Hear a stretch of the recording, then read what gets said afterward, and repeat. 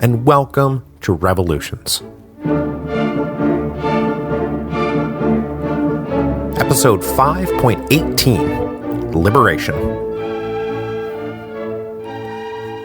So first of all, the fundraiser is off to a great start, and it's at revolutionspodcastfundraiser.com. If you haven't listened to the announcement yet, please go back and take a listen. There are new History of Rome episodes, there's stylized screen prints of great revolutionaries, there are a couple of awesome new shirts. If you see something you like, go ahead and buy it. The store will be open until November the 30th, 2016. I really appreciate the support, and just know that all of it is going just to keep the show going. It's at revolutionspodcastfundraiser.com. Now, when last we left our intrepid Spanish-American revolutionary, Simón Bolívar had just signed a 6-month armistice with the royalist general Pablo Morillo, and then they had gotten drunk and plopped a big rock down on the side of the road to mark the occasion. But though a monument does indeed sit at the spot in rural Venezuela where they met, the 6-month armistice was not the end of the War of Venezuelan Independence, and in fact, the 6-month armistice did not even last 6 months. It was going to take one more campaign to end the war and liberate Venezuela once and for all. Now, in later years, Bolívar would come under fire for even agreeing to the ceasefire in the first place. The remaining Spanish army was not in good shape, so why let your foot off their throat? Now, it's impossible to tell whether Bolívar really thought the armistice was going to last, but he did later defend himself by saying that he had a secret agenda the whole time, that above all, he wanted General Murillo to leave. Murillo was a good general, the best the Spanish had, and Bolívar wanted him gone. And rumors had likely filtered back across the lines that Murillo had been trying to resign his command for years now, and was possibly just waiting for a good excuse to say, well, my work here is done, I'm going to go home. And if that really was what Bolívar had in mind, then his plan went perfectly. He and Murillo parted company on November the 28th, 1820.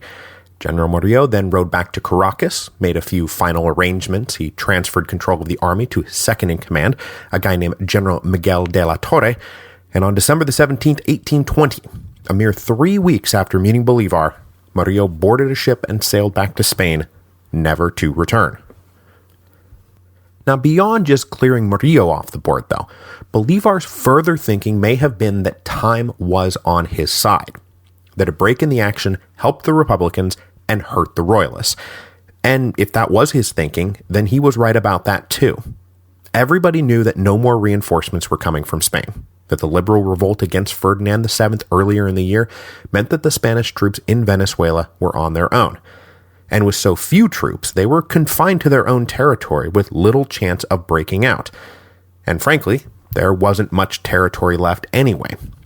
The armistice drew a line between Republican-held territory and Royalist-held territory, across which neither side was to cross.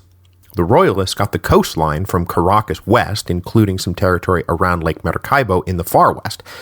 Bolívar's Republic of Colombia got the rest. So as the Royalist soldiers sat in their garrisons, they had nothing to do but sit and think about how they were underpaid and underfed, and how they had been so far from home for so long. Remember, these are still the soldiers who had come over with Murillo back in 1815. Well, now Murillo has gone home. And look, we're still stuck. And it cannot have been good for morale when they found out that the reason there had been a giant insurrectionary mutiny back in Spain was because their brothers in arms in Cadiz were not going to allow themselves to get sent to the Americas. Think of how that must have made the guys already in the Americas feel about being there. And that's not even counting the fact that that insurrectionary mutiny meant that reinforcements were never going to come. There were somewhere between 6,000 and 7,000 men left in Venezuela, but I can't imagine a single one of them wanted to be there anymore. So Bolívar likely believed that with each passing day, they would get more demoralized and disheartened, while his own troops would get better trained, drilled, and equipped. So while the Spaniards sat and stewed, Bolívar did lend some further proof that he really was just buying time by continuing to focus on training, drilling, and equipping the Republican forces, just so that they would be ready if, or perhaps when, the armistice ended. Then in January of 1821, Bolívar got further good news coming out of the south.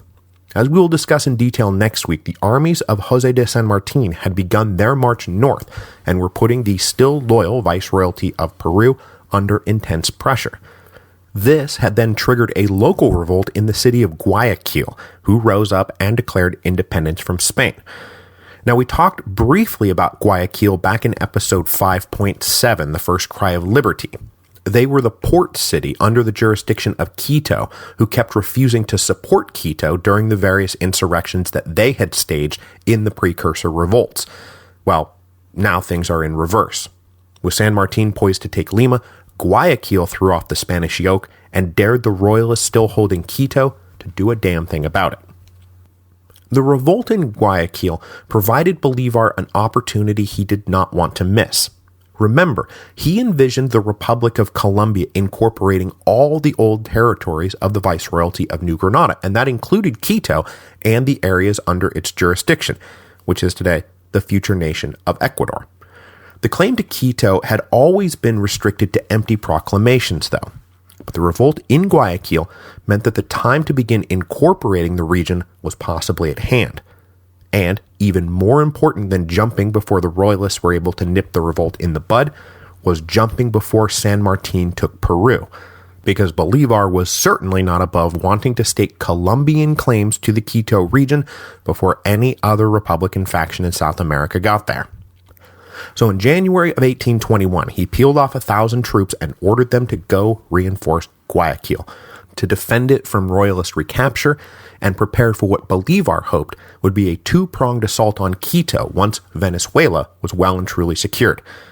And the man he put in charge of the operation was a man whose name I've been sprinkling into the story, but who is now on his way finally to the center of the stage, Antonio José de Sucre. Now, around this same time, the new constitutional convention that had been scheduled after the great victory at Boyacá and the liberation of New Granada started to gather in the central city of Cúcuta. As we will see, none of the delegates, Venezuelan or New Granadan, were exactly thrilled about the union, but they were under strong pressure from Bolívar personally, and they could not help but comply with his wishes. Their informal meetings would give way to a formal session that would run from May to October 1821, and which we will talk about in just 1 minute. So after Sucre left, Bolívar went back to trying to recruit and hold together his army, because though he was right that time was on his side, it's not like desertion wasn't still constantly a problem. But come the spring of 1821, he probably had somewhere north of 6,000 men spread out across multiple commands in the west, where he himself was based, and a few thousand more in the far east under General Bermudez. As I mentioned a few episodes back, it was the loyal General Bermudez who now ran the eastern provinces, as Bolívar had made it clear to the ever-disobedient Santiago Marinho that Marinho was just too good a commander not to be here by Bolívar's side. Right here, right by my side. Now, while the armistice was in effect, Bolívar did his best to hold up his end of the bargain. He was in fairly regular correspondence with General La Torre to keep the lines of communication between the two sides open, and if any Republican units got out of line, he issued suitable punishments. But at the end of April, everybody's hand was forced by one of Bolívar's subordinate generals. The general in question is another one of those long-serving revolutionary officers who have been around since the very beginning, but who would just muddy the narrative up if I kept naming them name after name. There's a few guys like that roving around out there, but the one who is about to force everybody's hand is General Rafael Urdaneta. A few years younger than Bolívar, Urdaneta had joined the army way back in 1810, and then linked up with Bolívar at the beginning of the Admirable campaign, and then had been with the Liberator ever since, through thick and thin. He's probably best known today because a huge long bridge across Lake Maracaibo is named after him, the General Rafael Urdaneta Bridge. Urdaneta was himself a native of the city of Maracaibo, which at that moment was on the royalist side of the armistice line, and at the end of April 1821, he apparently got it into his head that he could successfully orchestrate a local rebellion and bring the city and its surrounding territory over to the Republican side. Now, given how loyal Urdaneta was to Bolívar, it's hard to imagine Bolívar did not know what was going on. But the official story was, and is, that Bolívar did not sanction the operation. The revolt was successful, however, and Urdaneta evicted the royalists from Maracaibo, whereupon General La Torre issued an ultimatum to Bolívar. Give the city back by April the 28th, or the armistice will be considered null, and it's back to war for everyone. Bolívar begged La Torre to reconsider and apologize profusely for the violation, but then he prepared to go back to war. Pretty much as soon as he received the ultimatum, Bolívar issued orders to Urdaneta on the one hand and José Antonio Paz on the other. Everyone was to convene at the town of San Carlos, which was about 75 miles southwest of Valencia, to prepare for a final push into royalist territory. He also sent an order to the other side of Venezuela for General Bermudez to prepare a strategic flanking move by directly attacking Caracas and forcing La Torre to peel off troops to defend the capital. Now, at the moment, Caracas wasn't particularly well garrisoned because it was never the military stronghold that like Puerto Cabello was, or even the nearby port of La Guaira was. Now, it would take time for the Republicans to get everything in motion, but as April the 28th came and went, they still had time to prepare because despite his stern ultimatum, it's not like General La Torre was itching to come out from behind his walls and attack. On May the 15th, General Bermudez made the first move of this latest and what would turn out to be final campaign. A fast march from the east took the lightly garrisoned Caracas by surprise. Republican forces entered the city and captured it. But that said, Bermudez did not really have the men or munitions to hold the city, but that was never the point. The point was to draw royalist attention, and that's exactly what it did. General La Torre dispatched 2,000 men to push Bermudez out of Caracas, which they did, no problem, but now that was 2,000 fewer men La Torre had when he went to face Bolívar's army gathering in the west. It took a good 6 weeks for Bolívar to gather that army in the west, with José Antonio Paz and the cavalry coming over from their base in the south-central Llanos, Bolívar coming over from his headquarters in Cúcuta, and then General Urdaneta making a difficult march east along the coastline and then south through the sharp ridge of mountains. But along the way, the intrepid Urdaneta captured Coro and squeezed the royalists out of just a bit more territory. On June the 11th, Paz and Bolívar's forces linked at San Carlos, and then Urdaneta arrived a few days later, bringing their total forces up to about 6,500. General La Torre was not idle during this period and determined that he needed to march out and put an army between the Republicans and what was left of royalist territory.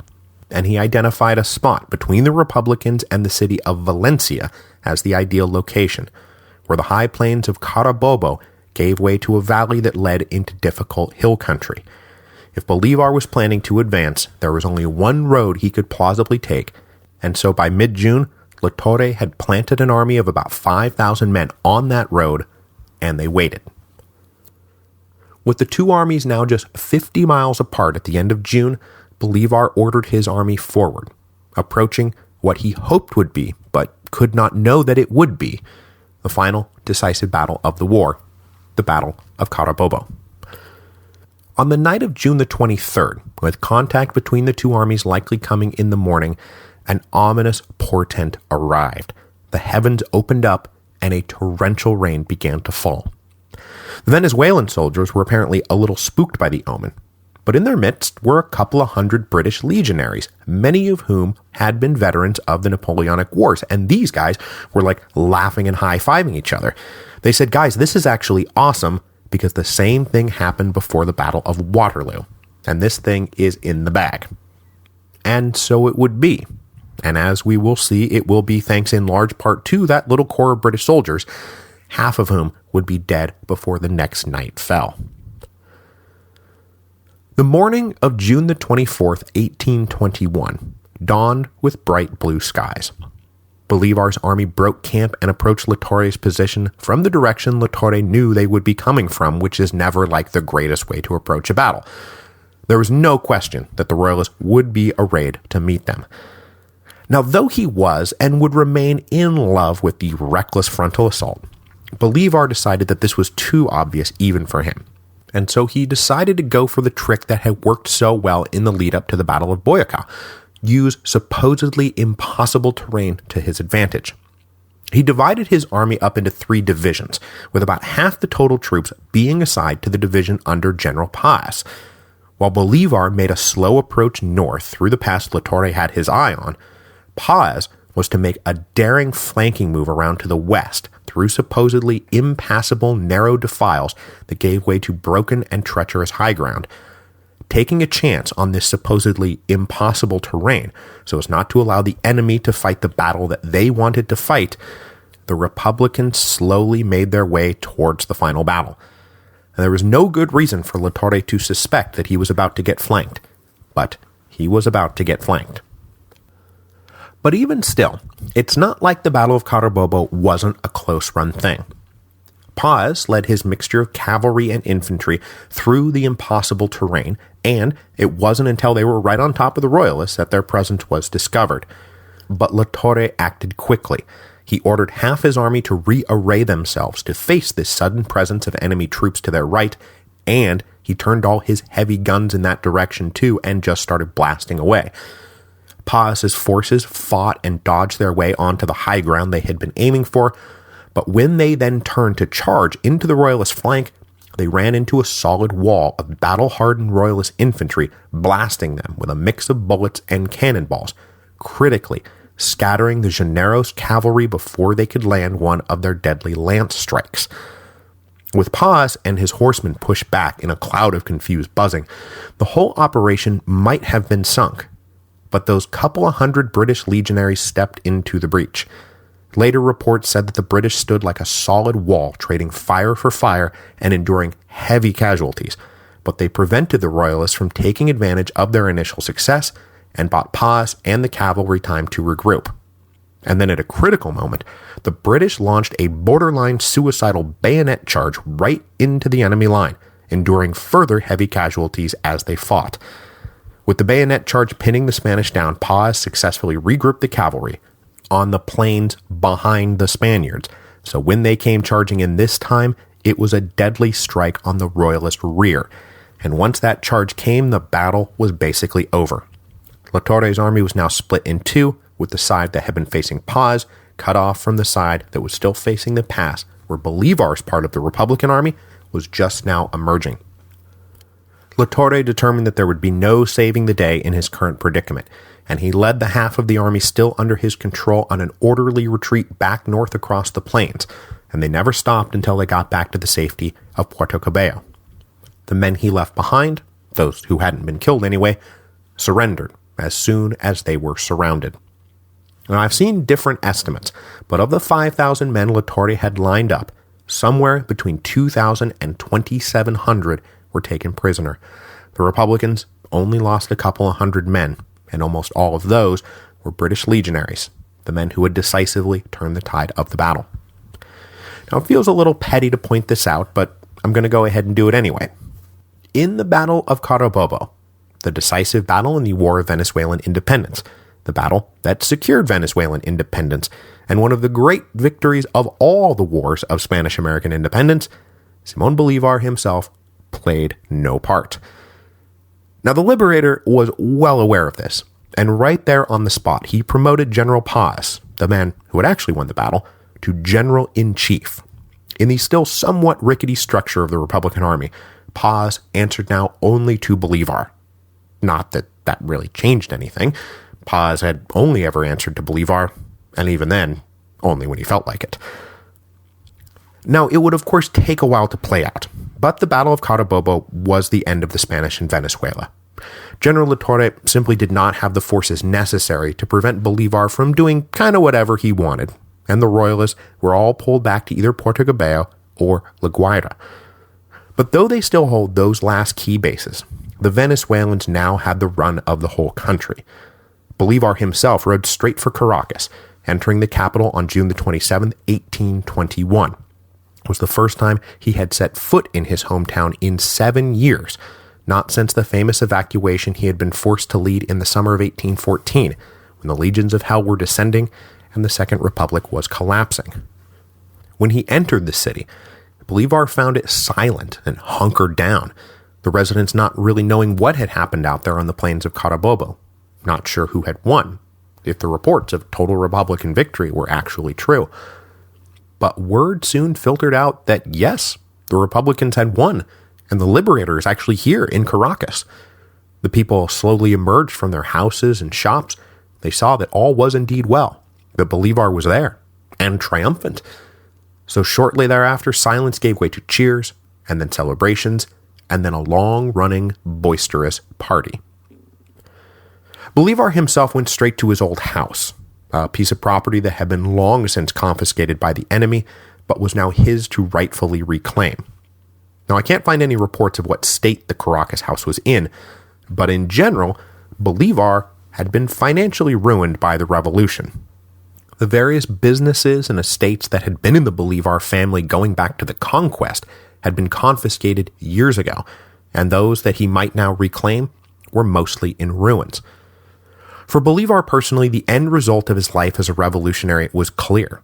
He had gone from being one of the richest men in Venezuela to being all but destitute.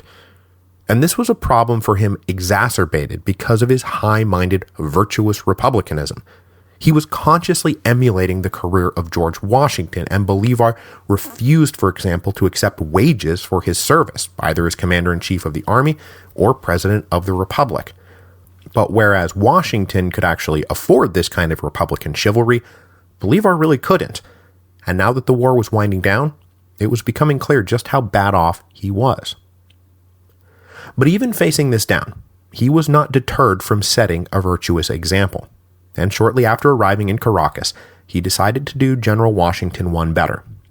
Bolivar rode out to the old San Mateo estate, the one that he had once been besieged at by Boves and the legions of hell. This estate was still clunking along under the labor of about 100 slaves working under paid overseers. Bolivar showed up and announced that all the slaves were now free. He really did embrace emancipation after his time in Haiti, and he hoped that his example of personally emancipating his own slaves would spark a similar run of emancipation by his fellow owners. But predictably, his lead was not followed. It was a magnificent personal gesture on Bolivar's part, but the other slave-owning revolutionaries refused to take the economic hit. Bolivar took the hit, despite being one of the poorest of all the senior revolutionaries, because for him the principle of the thing really was now more important than any base material considerations. A few weeks after the Battle of Carabobo, the Congress in Cucuta, the Constitutional Convention, announced that they had now finished the new constitution for the Republic of Colombia, a constitution that, as I just hinted, none of them were particularly happy with. But they felt like they had to set things up to match the desires of Bolivar rather than their own desires, even if Bolivar was not himself going to be 100% satisfied with the job they had done. If you remember back to our 4 quadrants of Spanish-American revolutionaries, Republican monarchist axis, centralist federalist axis, well, the monarchist half of that equation has been dead for going on a decade now. But almost everyone else was some version of Republican Federalist, with Bolivar himself remaining one of the few staunch centralists. For him, the Republic of Colombia could only work if it existed under one single central government. But as I've said, despite the fact that he kept harping on this point, no one else ever really agreed with him. They all wanted a decentralized government, and for whatever union might exist between New Granada and Venezuela and then maybe Quito in the future, that it should be nominal at best. Venezuelans did not want to answer to New Granadans, and vice versa.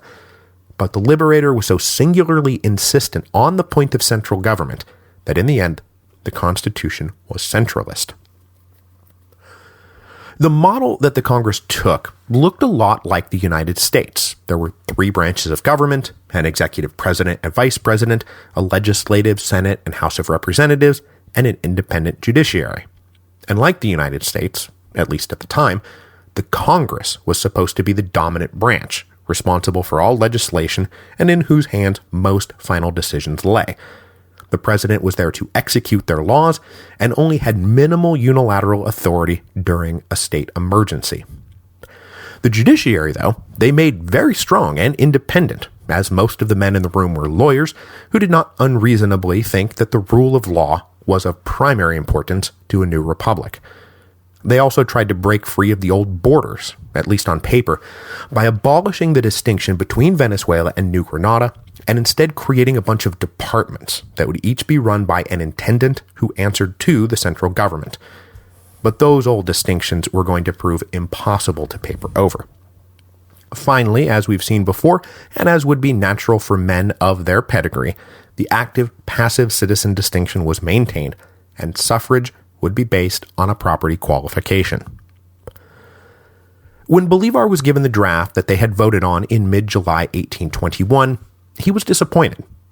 As he had stressed since the Cartagena Manifesto, he did not believe his countrymen were quite ready for the responsibility that came with a government run by a committee of elected representatives, reliant on blind trust in lawyers and judges.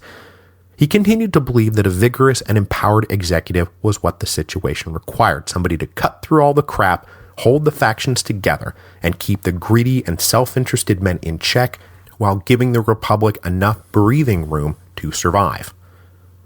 But it's important to note that, again, like George Washington, Bolívar did not want to be that man.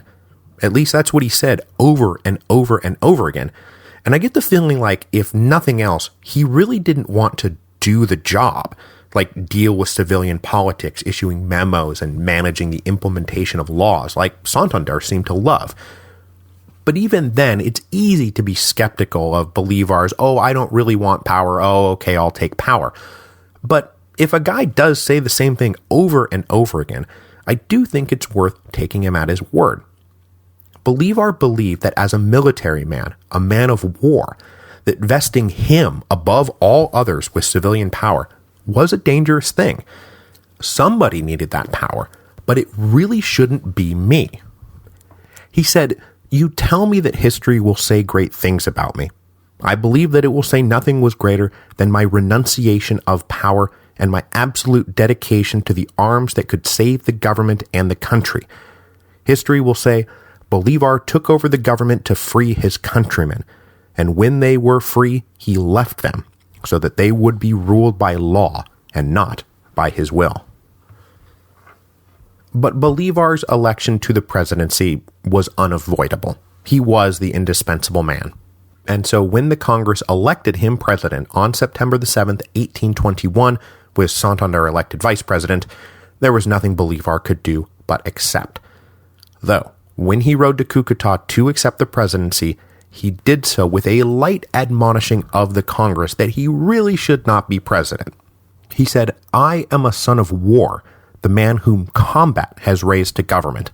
A man like me is a dangerous citizen for a popular government, a threat to national sovereignty."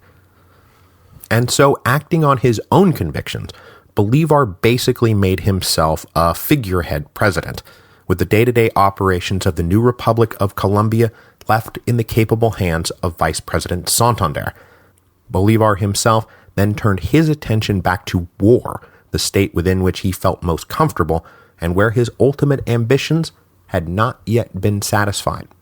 There was still Quito to acquire for the Republic of Colombia, and then he wanted to move south to Peru to secure the final expulsion of the Spanish from all of South America.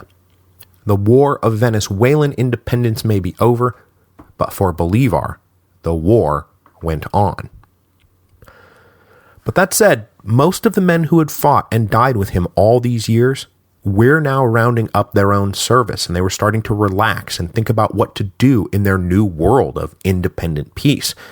So while Bolívar went back to planning the next phase of his military career, which we'll talk about more next week, I want to wrap up today by talking a little bit about the country Bolívar would be leaving behind, because though the war would go on for him, for everyone else, the time had now come to see what it meant to live in a free and independent country. So this is going to bring us all the way back around to the racial and class structures that we had talked about existing at the beginning of the revolution.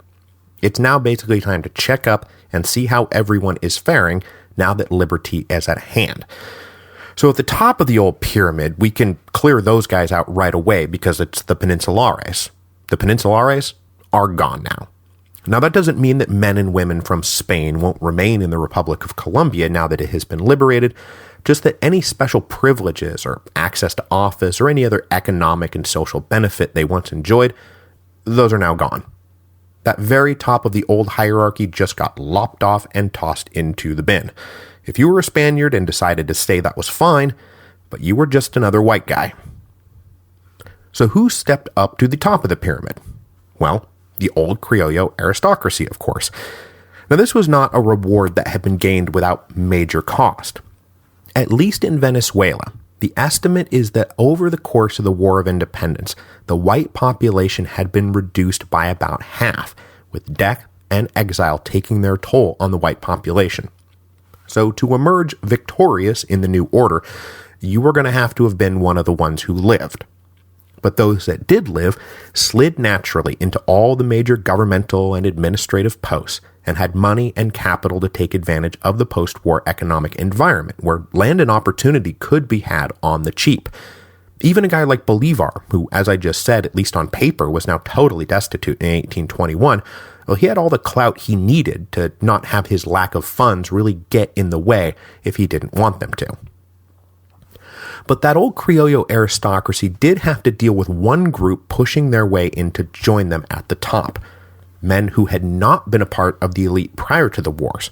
And that was the senior military officers. Now, of course, some of those guys, again, Bolivar chief among them, but also guys like Santiago Mourinho and Santander, had already been a part of the Criollo aristocracy.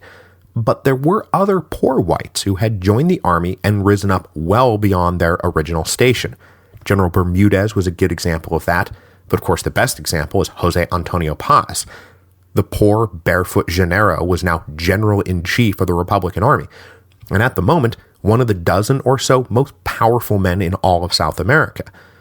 His kind of self-made caudillos were not exactly embraced by the more genteel Criollo, but their military service gave them claim to both property and power that made them an undeniable force to be reckoned with.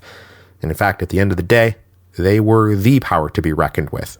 Because the course of history in Venezuela and Colombia, it's the story of military strongmen lording it over the civilian government.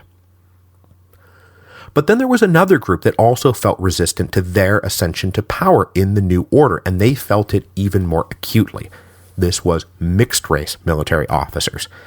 Remember, about half the population was some version of Pardo, that is, a mix of black and white. Most of the Pardos were still trapped in the lower classes, and we'll get to them in a second, but at least a few had joined the army, served with distinction, been elevated at rank, and were now being discharged with legitimate claims to property, status, and influence that would have been unheard of before the revolution. But the reality faced by these rising Pardos gets to the core of the problem of race in post-revolutionary Spanish America. The Constitution of Colombia was explicit on the matter. There were no races in Colombia, there was only citizens, and everyone was equal to everyone else. While the Pardos were quick to discover that this ideal did not really translate into reality, and they found themselves consistently maltreated by their supposedly white equals.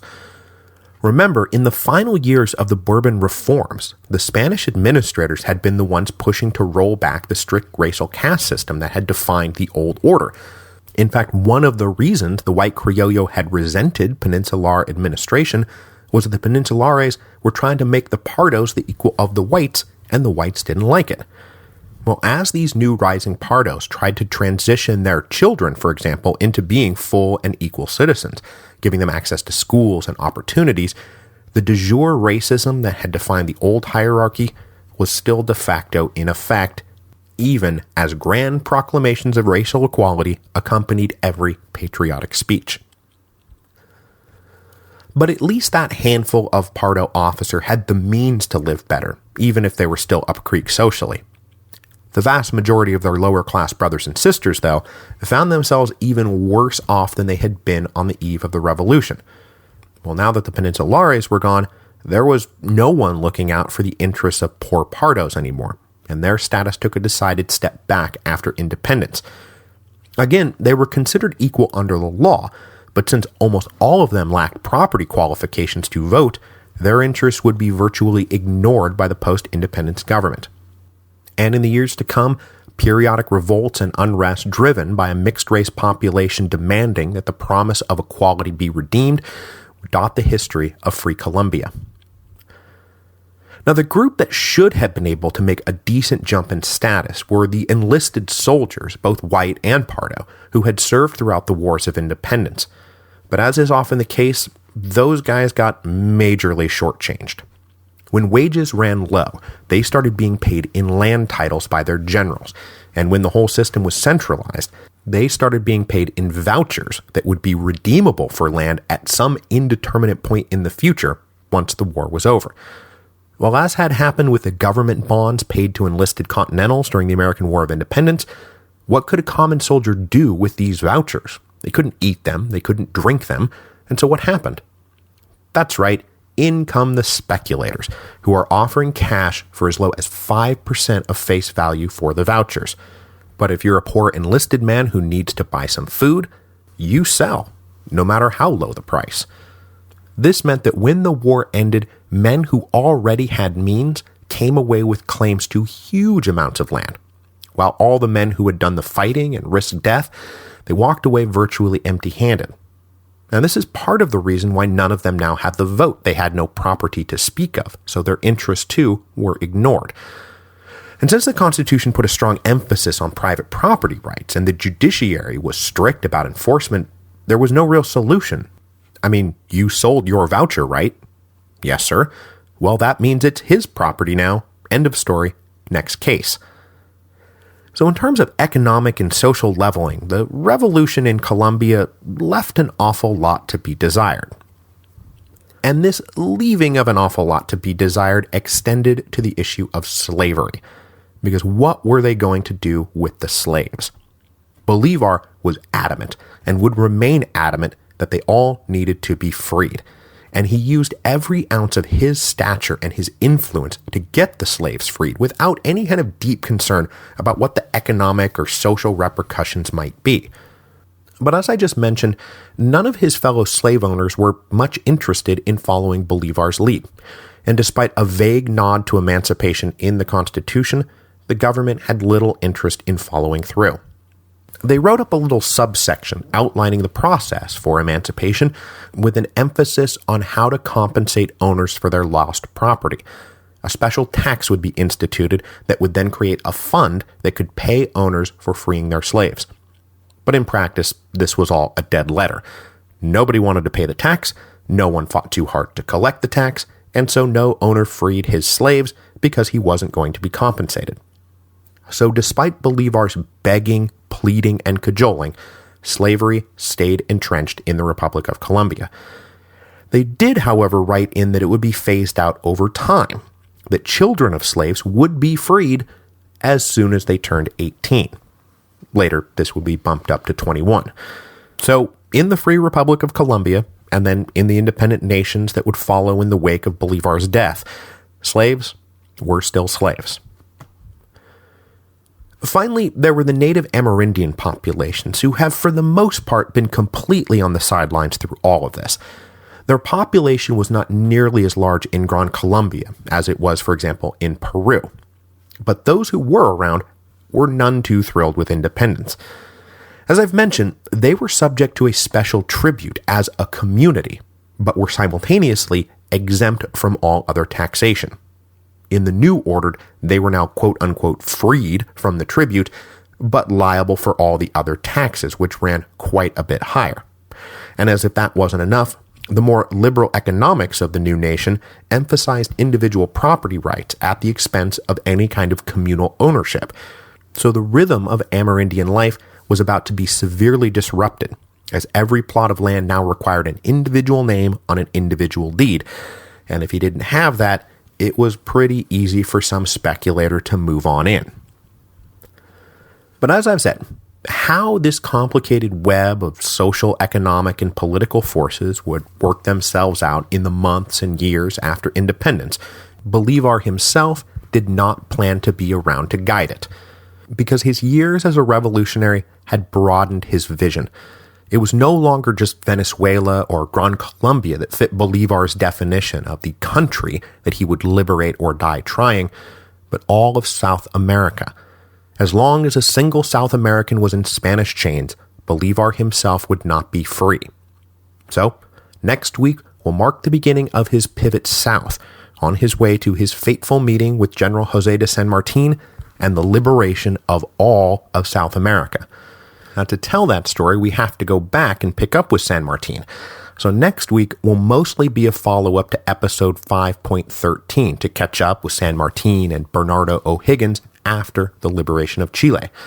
So we will come back for that story next week, and until then, please go to revolutionspodcastfundraiser.com to support the show and make sure that I do come back week after week after week to keep telling you these stories.